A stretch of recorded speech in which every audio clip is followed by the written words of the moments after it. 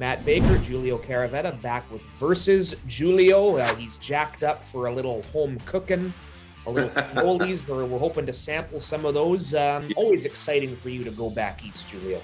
Well, yeah, and especially too, Matt, given the circumstances of where we are with the pandemic. It's been almost 2 years since I've seen my mom and my sisters, so I'm really excited about seeing my family and checking in on my mom, especially to make sure she's good. Yes, a lot of storylines as the Lions look to bump this slump. 4 games to go, believe it or not, still very much in control of our own destiny. But the Argos, a desperate team to start talking about. We did this in a recent episode, but it holds true here.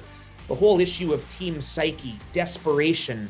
Both of these teams have to be approaching this one, Giulio, Lions and Argonauts, with a sense of desperation. Oh, absolutely. And especially, I think, for the Lions, who have played poorly over the last 3 games, especially with the result, right? You look at the scores and being outscored the way that they've been and being shut out. You know, I try to tell people this all the time about, you know, how important the mental part of the game is, and how, you know, having confidence and not having confidence, there's a razor thin line there. Their level of expectation about themselves is very, very high, but it's amazing that once you start to lose a little bit of confidence, how much that has an effect. And because it's such a team sport, you know, you rely on every little piece to fit together. And then when you have one breakdown, or you have, you know, a couple of breakdowns in one play, how it has a huge impact on the entirety of the play. The Lions right now, there's no denying it. They're in a rut.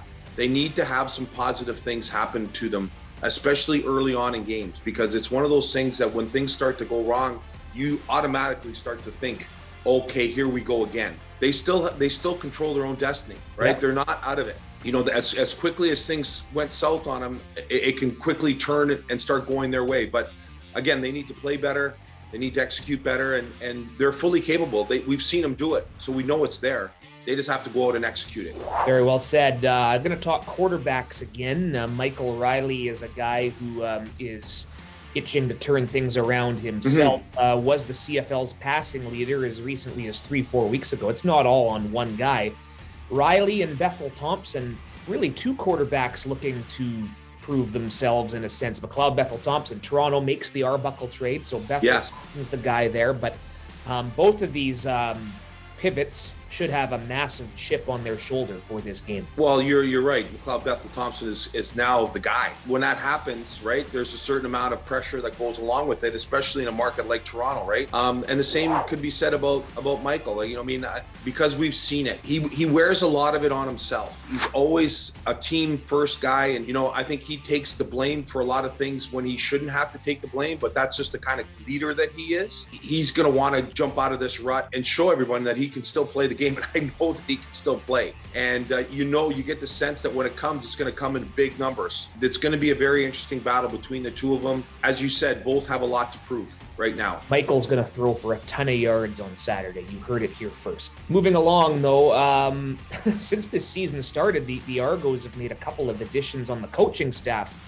2 big names, Chris Jones and Rich Stubler. We know Stubes quite well, do we not? Yes. Love both those guys, Stubes especially. It's going to make for some interesting sort of a chess match here, that whole X's and O's. I mean, play calling always a big part of it. Coach Maximic, Coach Tucker, Bates, all the guys on offense. Going to be a fun little matchup to watch how they go through that. You're right. I mean, I don't know Chris Jones personally, but I'm a fan of the way he coaches, especially on defense, right? He's got a certain flair. And Stubes, I've known Rich a long time, and he's been an absolute defensive guru in this league for a long, long time. The guy can just flat out coach. But I think the one thing that Michael has going for him in this situation is that he knows both those guys very, very well. There's not going to be anything that they're going to do that's going to surprise Michael as far as defense goes. Ultimately comes down to, Matt, execution. And I think too, especially for the Lions, that when things start to unravel,